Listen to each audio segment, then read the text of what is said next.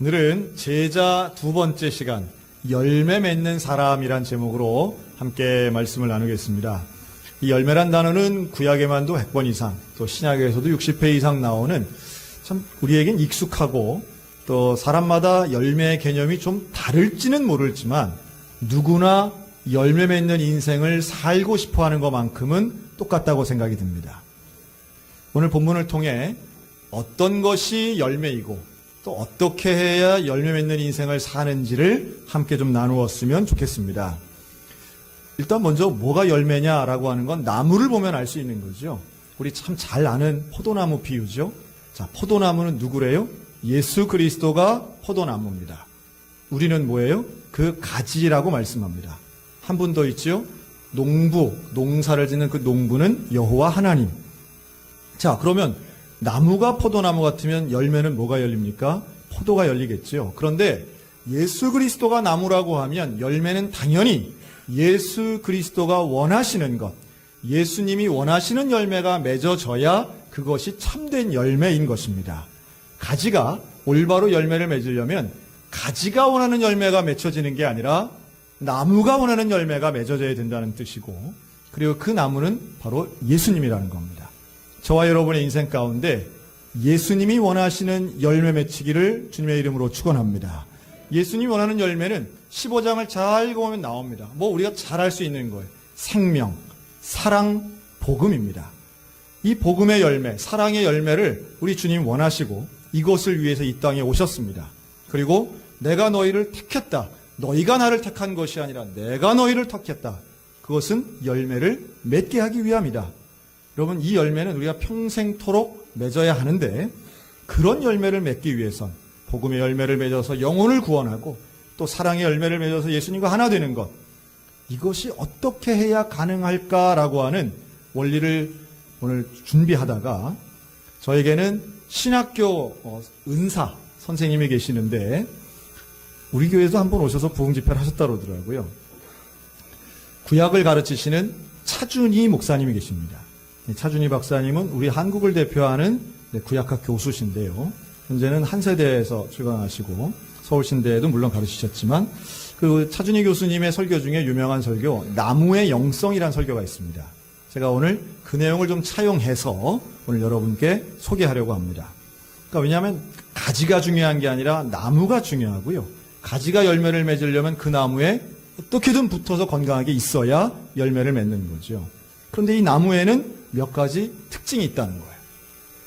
첫째는 한번 따라 하실까요? 나무는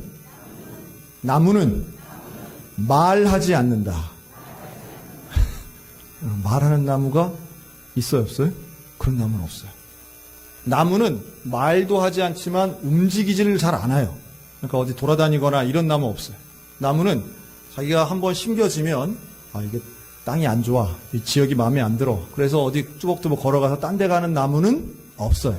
남이 뽑아서 옮겨주기 전엔 나무는 스스로 옮겨지를 않습니다. 또 나무는 아무리 옆에 와서 누가 괴롭히고 욕해도 나무는 뭐라고 말하지 않습니다. 이것을 다른 말로 하면 침묵의 영성이다, 이렇게 말할 수 있습니다. 침묵의 영성. 우리 한국교회가 자랑하는 기도 중에 통성기도가 있습니다. 통성기도는 중요하고 우리에게 유익하고 필요하기도 합니다. 그러나 또 하나, 통성기도만이 아니라 우리는 침묵의 기도가 필요할 때도 있다라고 하는 거예요. 한국 사람이 참 힘들어하는 것 중에 하나가 말 안 하고 참고 있는 것입니다. 한국 사람뿐 아니라 전 세계 모든 인류가 다 비슷한 것 같아요. 제가 어떤 거를 좀 봤냐 하면 우리 식사하시고 참하시고 우리 교인들이 교제하실 때 이렇게 보면 아이고 정말 놀라운 능력인데요. 우리 권사님들이 네 분이 앉아가지고 대화를 하시는데 네 분 중에 몇 명이 말을 하느냐 하면 네 분 모두가 동시에 말을 하고 있어요. 근데 정말 진짜 대단한 능력은 그러면서 서로 다 그걸 또 알아들어요. 다 알아들으면서 이 사람이랑 분명히 눈 마주치고 얘기하는데 아니야 그거 아니라니까 하고서 또 얘기하고 이런 능력이 있어요. 어쨌든 또 뭐 술자리에 가보면 뭐 제가 갔다는 얘기는 아니지만 그러시는 분들 보면 식당에서도 왜 술 드시는 남자분들 이렇게 보면은 말하는 사람이 많아요? 그 말을 잘 경청하는 사람이 많아요? 계속 말해요. 누가 듣는 것 같으면 그분은 조시는 거예요. 주무시는 거예요. 그냥 서로 말하는 거예요. 사람들이 말하는 것 되게 좋아하고요. 뭔가 또 말이 잘 되면 우리는 서로 마음이 통해, 말이 통해 뭐 이런 것 있습니다. 그런데 중요한 것은 우리가 하나님과의 관계 속에서 듣는 일 참 중요하다는 거예요. 듣기 위해선 조용해야 됩니다. 듣기 위해선 말하면 안 됩니다. 그러니까 이 침묵의 영성은 뭐와 연결되어 있느냐 하면 경청과 연결되어 있어요. 입을 닫는 대신 뭘 여는 거예요? 귀를 여는 거예요. 마음의 귀, 영의 귀를 여는 거예요. 그럴 때에 세미한 여호와의 음성이 들리는 은혜를 경험하게 될 줄로 믿습니다. 이 침묵의 영성을 실천한 사람들이 많이 있는데요. 예를 들면 창세기의 요셉 같은 경우죠. 요셉이 보디발의 집에 가서 그 안주인한테 억울함을 당합니다. 그래서 옥살이를 해요. 그런데 옥살이를 하면서도 요셉은 말하지 않아요. 억울한 순간에도 자기의 억울함을 토로하든지 아니면 어떤 거짓된 변명을 통해서 그 위기를 빠져나가려 하지 않고 오로지 침묵합니다. 그의 침묵에는 몇 가지 이유가 있는데 물론 말해봤자 소용없다는 것도 알고 있고 또 하나 이 모든 진실을 아시는 하나님이 나와 함께 하신다라고 하는 믿음을 가지고 하나님의 때, 진실이 밝혀질 때를 기다렸다라고도 볼 수 있습니다. 그런데 또 하나, 이 구약학적으로 본다면 당시의 애굽, 이집트죠. 애굽 사람들 눈에 가장 훌륭한 인격자는 누구냐? 가장 지도자가 될 만한 훌륭한 인격자의 덕목은 억울한 순간에 변명하지 않고 침묵으로 기다리는 사람이 최고의 인격자라고 인정하더라는 거예요. 그러니까 그 말은 요셉이 이러한 억울한 옥살이를 거치면서 침묵과 기다림으로 인내했던 것이 애굽의 총리가 되는데 사람들이 인정할 만한 인격적 덕목이었다는 이야기입니다. 하나님 그렇게도 준비시키신다는 거예요. 그런데 예수님도 마찬가지로 참고 기다리시고 경청하신 분입니다. 예수님은 거지맹인 바디메오의 외침을 외면하지 않으시고 들으셨고요. 예수님은 남들이 상대하지 않는 이방인의 말도 귀 기울이셨고 예수님은 사마리아 우물가 여인의 그 날카로운 말에도 경청하신 분이 바로 예수님이십니다. 솔로몬은 하나님 앞에 기도하면서 1000번제를 드리죠. 여러분 1000번제는 1000일 동안 하는 제사입니까? 아니면 1000개의 제물을 한 번에 드리는 제사입니까? 1000개의 제물을 한 번에 드리는 제사입니다.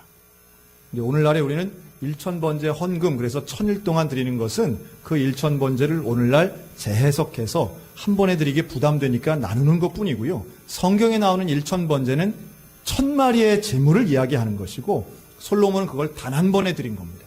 그리고 그날 저녁 하나님 앞에 기도하며 꿈속에 주님이 말씀하시죠. 너의 소원이 뭐냐? 여러분 그때 솔로몬이 하나님 앞에 드린 자신의 소원은 바로 내게 듣는 마음을 주옵소서라고 한 기도였고요. 이것을 주님은 지혜로 해석하셨습니다. 그 지혜라고 하는 건 다른 게 아니라 듣는 거예요. 듣는 데에서부터 지혜가 시작됩니다. 그래서 지식이 있는 사람은 말하려 하지만 지혜로운 사람은 들으려 한다는 이야기도 있습니다. 사람이 말을 배우는 데는 2년 걸리지만 듣는 지혜가 있기까지는 60년 걸린다는 이야기도 있어요. 참된 제자는 듣는 사람입니다. 듣기 위해 침묵하고 경청하기 위해서 조용하게 하나님의 뜻을 기다리는 사람이 제자라고 말할 수 있습니다. 열매는 하루아침에 열리지 않습니다. 온전한 열매를 맺기 위해선 반드시 시간이 필요하고 때가 필요합니다. 그 때와 시간을 견디며 기다리는 사람, 경청의 영성이 있는 사람이고 그 나무가 경청하듯이 그 나무가 침묵하듯이 주님을 배우며 때를 기다리는 열매 맺는 제자가 되시기를 주님의 이름으로 축원합니다. 자, 두 번째 나무의 특징이에요. 좀 따라하겠습니다. 나무는 성장합니다. 네, 나무가 돌아다니지는 못하고 말은 못하지만 그렇다고 해서 나무가 활동을 안 하는 것은 아닙니다. 눈에 보이기에 너무 느리거나 혹은 잘 안 보여서 그렇지 나무들은 끊임없이 움직입니다. 먼저 이파리를 보면 나뭇잎은 광합성을 하죠. 숨을 쉽니다. 산소를 내뱉고 이산화탄소를 빨아들이는, 그리고 숨도 쉬고 광합성 작용, 햇빛을 막 보기 위해서 나무들도 이렇게 저렇게 움직이기도 합니다. 다만 우리 인간의 눈에 순간은 아주 정지해 있는 것 같이 아주 천천히 움직이기 때문에 잘 안 보이죠. 또 땅 속에 있는 뿌리는 영양분을 얻기 위해서 최선의 노력을 해요. 그래서 때로는 땅속 깊이 들어가기도 하고 아주 먼 데까지도 잔뿌리를 뻗기도 합니다. 살려고 하기도 하고 에너지를 얻으려고 하는 거죠. 또 나무는 그 안에서 끊임없이 성장하는데, 동물은 성장 주기가 있지만 나무는 긴 시간이 지나도 더 자랄 수 있습니다. 또 어떤 면에서는 1년을 사이클로 해서 끊임없이 나뭇잎과 열매를 배출하면서 나무는 끊임없는 변화와 성장을 통해 스스로를 키워갑니다. 여러분, 제자는 어떤 사람인가 하면 제자는 끊임없이 성장하는 사람이다라고 말할 수 있어요. 정체되면 안 됩니다. 우리가 옛날 이야기하는 사람은 그건 노인네라고 할 수 있어요. 그건 노인입니다. 옛날 얘기하는 건 노인이에요. 그러나 지금 내가 해야 하는 일이 무엇이고 앞으로 내가 어떤 일을 해야 하는가를 알고 그를 위해 준비해서 스스로를 성장시키는 사람, 그가 바로 제자입니다. 그래서 말씀을 배워야 하고 공부해야 하고 준비해야 합니다. 여러분, 예수님도 성장하신 분이에요. 예수님은 그냥 완벽한 분 아니에요? 그러나 성경에 보면 누가복음 2장 52절, 예수는 지혜와 키가 자라가며 하나님과 사람에게 더욱 사랑스러워 가시더라라고 말씀합니다. 그러니까 예수님에게는 유년 시절, 소년 시절, 청소년 시절, 청년 시절이 있었다는 거죠. 그러니까 예수님도 육적으로 성장하신 분이에요. 그런데 또 하나 지적으로도 성장하신 분입니다. 지혜와 키가 자라갔다 그랬어요. 지적 성장을 이야기합니다. 여러분, 예수를 믿으며 제자로서의 삶을 살려면 지적으로도 성장하셔야 됩니다. 성경에 대해 알기 원하고 말씀에 대해 알기 원하는 그 수준이 지적으로도 알기 원하셔야 돼요.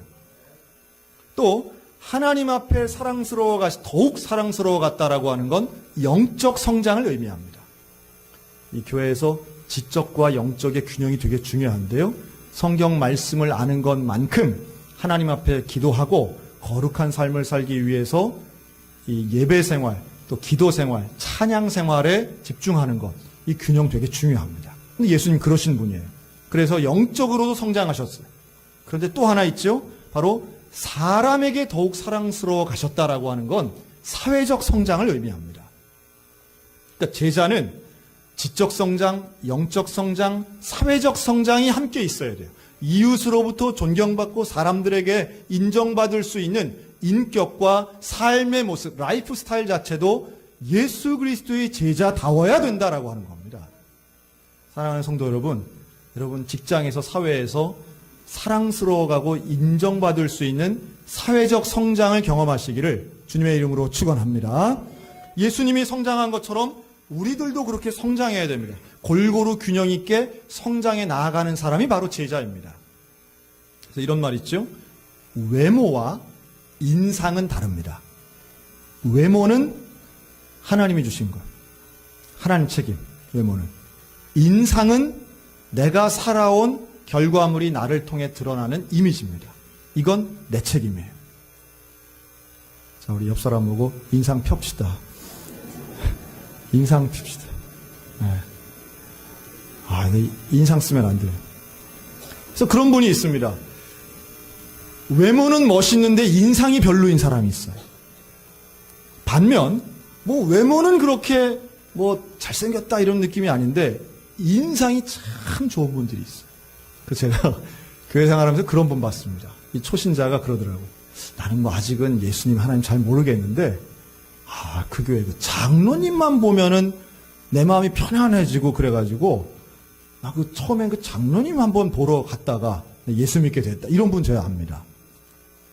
그러니까 우리가 전도지를 돌리고 할 때 최고의 전도지는 뭐가 전도지인 줄 아세요? 우리의 예수 믿는 제자의 인상 최고의 전도지가 됩니다. 그러니까 오늘 예배 마치고 우리가 이제 예배당 나갈 때 만약에 이 골목에서 이웃분들이 이렇게 보다가 우리들 딱 나가는 걸 보면서 야, 나도 저렇게 얼굴에 저런 평안이 가득하고 저렇게 행복 가득한, 나도 저런 인상이 되었으면 좋겠다. 이래야지, 도대체 저 안에서 뭔 고생을 했길래 사람들 얼굴이 다 저러냐 하면 이건 좀 문제가 있다는 거예요. 우리가 인상 쓴다 이러는데, 인상을 쓰는 게 아니라 우리가 얼굴에서 뭐 귀티 부티 이런 얘기하는 게 아닙니다.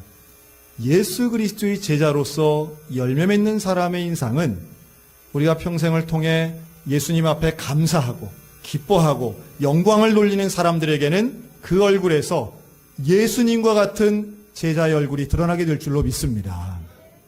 정말 그랬으면 좋겠어요. 존재 자체에서 뿜어져 나오는 그러한 내면적 성장의 결과가 우리 가운데 있고, 제자가 끊임없이 성장하면 예수님께 붙어서 그 가지가 끊임없이 활동하고 성장하는 가운데에 열매는 맺혀진다라고 하는 거예요. 자, 세 번째 특징입니다. 따라하세요. 나무는 열매를 맺습니다. 나무는 이게 이제 침묵 경청의 영성이 있고요, 또 성장의 영성이 있는데 열매를 맺는 영성이에요. 그런데 이건 좀 한번 생각을 할 필요가 있습니다. 자, 나무에 열매가 맺혀요. 아마 예수님이 우리 한국 분이었으면은 포도나무 예보다는 무슨 사과나무 같은 거, 감나무 같은 거, 이런 거 예로 들지 않았겠나 생각이 드는데, 나무에 열리는 열매는 나무가 먹나요? 아니면 다른 존재가 먹나요? 대개. 그쵸?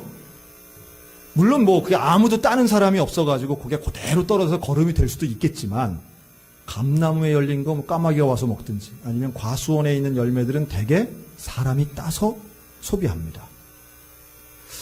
열매는 분명히 나무로부터 맺히는데 그 열매는 나무를 위한다라기보다 다른 존재를 위해서 있다라고 하는 것이 오히려 합리적이에요. 비단 열매뿐이 아닙니다. 나무는 그 존재 자체가 다른 존재를 위해 쓰일 때가 참 많아요. 사람을 예로 들면 나무를 잘라서 목재로 사용합니다. 사람이 쓰려고. 나무를 잘라서 숯을 만들고 그걸 가지고 땔감으로 사용하기도 합니다. 이용하는 거죠. 또 어떤 나무는 그걸 가지고 약재로 만들기도 합니다. 나무가 그 있는 존재도 아름답지만 그 나무가 어떻게 쓰여지느냐에 따라서 그 나무의 활동 범위는 어마어마하게 넓어지죠. 그리고 인류는 그 덕을 통해 많은 발전을 이루기도 했습니다. 자, 이렇게 한번 정리를 해볼 수 있어요. 우리 인간들은 참 이기적이어서요. 우리가 뭘 가지고 내가 만들고 내가 벌고 뭐 나의 열매 이러면 다 내 거고 나만 위해서 쓰여야 된다고 생각하는 경향이 있습니다. 그러나 나무의 영성을 곰곰이 생각하면 이것은 다른 일을 위하여 쓰여질 때에, 다른 존재를 위해서 나눌 때에, 베풀 때에 더 많은 열매가 되고 더 많은 의미가 생산되게 될 줄로 믿으시기 바랍니다. 그게 예수님이 말씀하시는 아주 중요한 원리지요. 그렇게 퍼져나가서 다른 사람이 먹고 소비해서 그 씨가 퍼지면 또 다른 열매, 나무들이 생기고 열매가 맺히는 거예요. 반대로 나무에서 이 열매가 맺혀지지 않으면 예수님이 저주하신 적이 있습니다. 그게 바로 무화과 나무 이야기인데요. 예수님이 무화과 나무에 잎이 많은 거예요. 잎이 많아가지고 그 안에 열매를 찾았는데 열매가 하나도 없는 거예요. 물론 때가 안 맞아서 그렇기도 했는데 예수님이 그걸 가지고 비유로 교훈을 하시는데 열매가 없는 나무를 저주하시고 말라 죽게 하십니다. 여러분, 그 이야기의 의미는 이겁니다. 누구나 인생을 열심히 살아요. 뭐 아주 최선을 다해 사시는 분들이 있습니다. 그런데 그런 인생이 바로 이파리 많은 인생이라고 볼 수 있어요. 남들이 보면 나무가 근사해요. 나무가 커요. 이파리가 많아요. 열심히 가꾼 나무예요. 그런데 정말 중요한 과수원의 주인이고 농부고 우리 인생의 주인 되시는 예수님이 오셔서 들춰보시는데 주인이 원하는 열매는 하나도 없는 근사에만 보이는 나무. 그 저주받는다는 거예요. 이 아이러니는 내가 원하는 열매와 예수님이 기대했던 열매가 다를 때 발생하는 겁니다. 나는 내가 먹고 내가 쓰고 내가 가진 열매에 관심이 있다면 예수님은 나눠주고 베풀어주고 다시 확장되는 것에 그 열매의 가치를 두고 계시는 거예요. 그래서 그 열매를 맺으려면 주님 안에 거해서 주의 뜻이 무엇인가를 알 때에 참된 예수님이 원하시는 열매를 맺게 될 줄로 믿습니다. 우리 모두가 이파리만 무성해서 그냥 본인을 만족하는 인생이 아니라 열매를 맺어서 예수님을 만족시키는 인생이 되셨으면 좋겠다라는 거예요. 그게 제자의 삶입니다. 저는 교회도 마찬가지예요. 저는 당연히 소양교회의 담임 목사니까 저한테 제일 중요한 교회는 소양선결교회입니다. 여러분, 그런데 소양교회가 중요하고 소양교회가 저에게 제일 소중한데 그렇다고 해서 다른 교회는 없어도 되고 망해도 되고 이러면 돼야 안 돼요? 그러면 안 되는 거예요. 우리들에게 어떤 가정이 제일 중요할까요? 내 가정이 제일 중요하죠. 내 가족이 제일 소중합니다. 그런데 내 가족이 소중한 것, 그게 중요하고 제일 우선되는 건 분명하지만 그렇다고 해서 다른 가족은 아무렇게나 해도 불행해도 아파도 되느냐 하면 그렇지 않다는 거예요. 제자의 삶이라고 하는 것은 이 나무의 영성, 그 열매를 가지고 어떻게 이웃을 섬기는 데에 이 열매가 쓰여지고 있는가를 우리는 볼 줄 알아야 된다는 말씀입니다. 1년 전 2017년 2월이었습니다.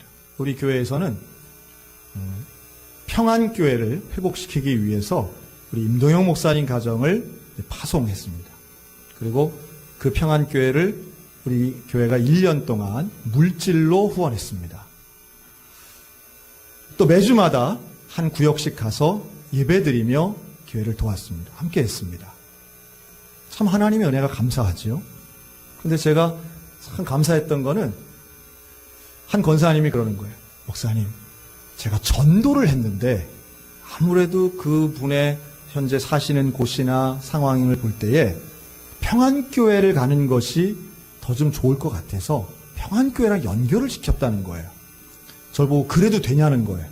여러분, 그래도 돼요, 안 돼요? 아니, 목사님, 그게 어떻게 되느냐. 한 명이라도 우리 교회를 데리고 와야지, 그래. 근데 이제, 제가, 당연히 된다고 그랬습니다. 당연히 된다. 이 권사님이 그때부터 본인이 전도한 그분을 위해서 기도하시는데요. 새벽에 나와 기도하시더라고요. 그러니까 나온다고 약속은 했는데, 진짜로 나오는지 안 나오는지, 하나님, 교회 나오게 해주세요. 정착하게 해주세요. 기도했는데, 그분이 평안교회 나오던 날, 이분이 그 기뻐하던 얼굴을 제가 잊을 수가 없어요. 여러분, 신앙생활 하면서 우리가 누릴 수 있는 많은 기쁨이 있는데요. 나를 전도의 도구로 삼으셔서 영혼 구원에 사용하시고 그 열매를 보는 기쁨은 아마도 이 땅에서 누릴 수 있는 기쁨 중에 제일 큰 거 아닌가 하는 생각이 들어요. 와, 우리 모두 그런 기쁨을 좀 맛보셨으면 좋겠습니다. 그런 기쁨에 관심이 없는 분들이 제가 볼 땐 제일 불행한 거예요. 새벽마다 나와 울면서 기도하는데, 그러니까 당연히 평안교회를 위해서도 당연히 기도하시는 거죠. 참 감사하더라고요. 이렇게 연결되는구나. 이렇게 서로 협력하는구나. 이렇게 우리가 마음을 가지고 함께 동역하는구나. 이 생각을 하니까 정말 우리 소양교회가 귀하다 하는 생각이 들었어요. 그리고 또 하나, 바로 1년 전입니다. 바로 이번 주예요. 작년 1월 22일 어떤 일이 있었느냐 하면 선한목자교회가 창립되던 날입니다.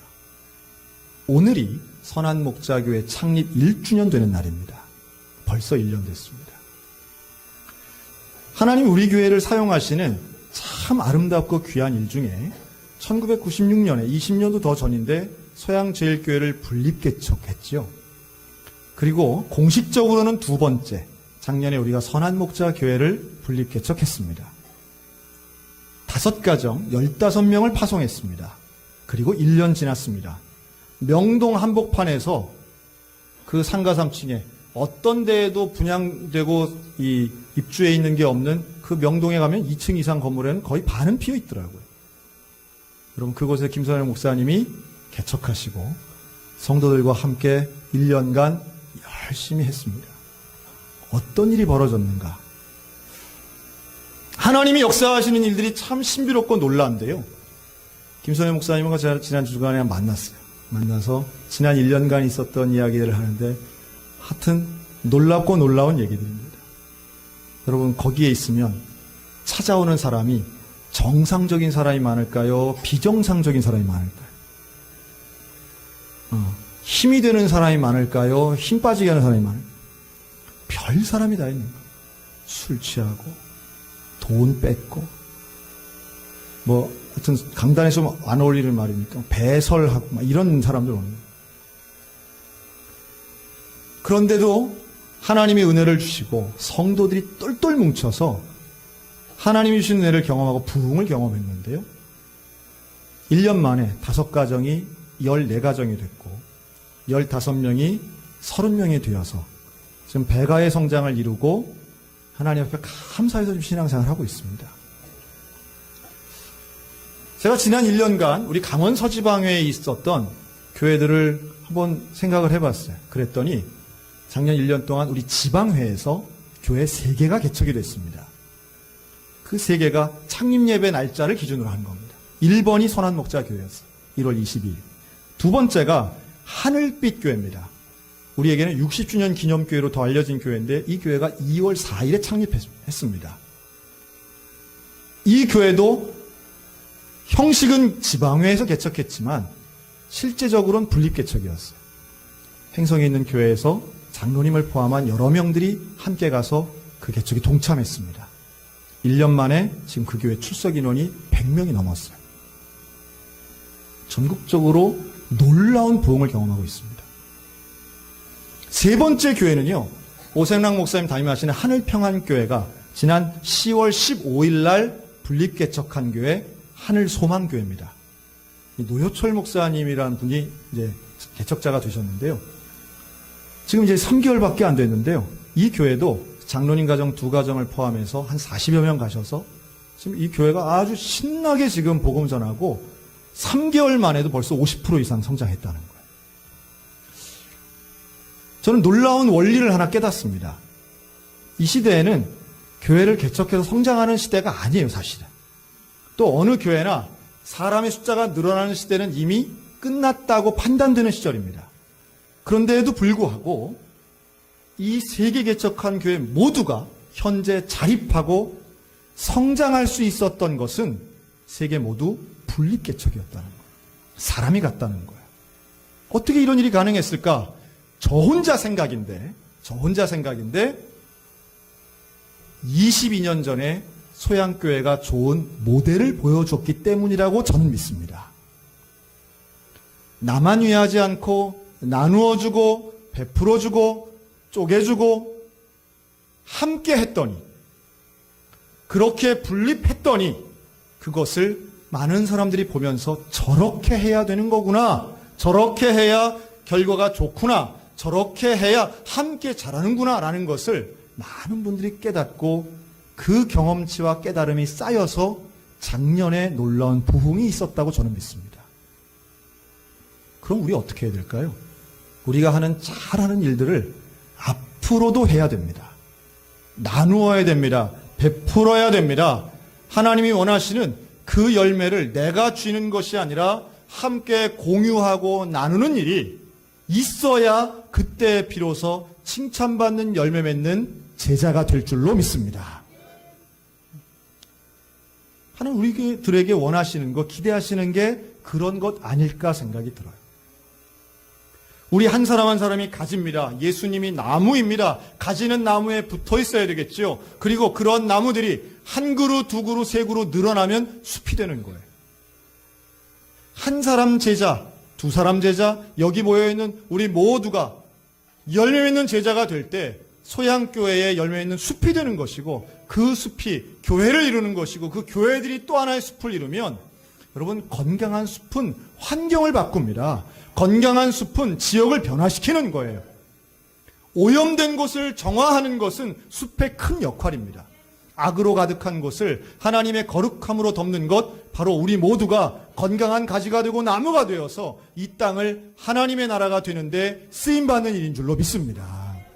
그냥 이 교회가 어떻든 저 교회가 어떻다, 교회에 잘못되고 부정적인 것만 끄집어내서 무슨 교회 가능성이 없는 것처럼 비방만 하는 그런 세대에 우리가 살고는 있지만, 여전히 이 시대에도 제자다운 교회는 부흥할 줄로 믿습니다.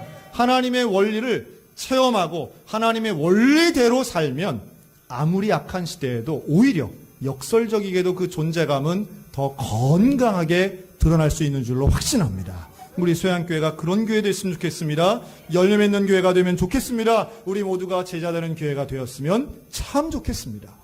그래서 사람 남들 보기에 좋은 이파리 많은 교회가 아니라 예수님께 인정받는 열매 맺는 교회. 그런데 그 열매를 나를 위해 쓰는 것이 아니라 하나님 나라의 영광을 위하여 남을 위하여 함께 나눌 때에 우리를 통해 주님 나라가 임하시고 칭찬 듣고 쓰임받는 거룩한 제자가 될 줄로 믿습니다. 침묵의 영성, 경청의 영성, 그리고 배우고 성장하는 거룩한 나무의 영성, 그리고 그 열매를 나누는 온전한 제자의 도를 지키는 저 여러분들 우리 소양성결교회가 되시기를 주님의 이름으로 축원합니다.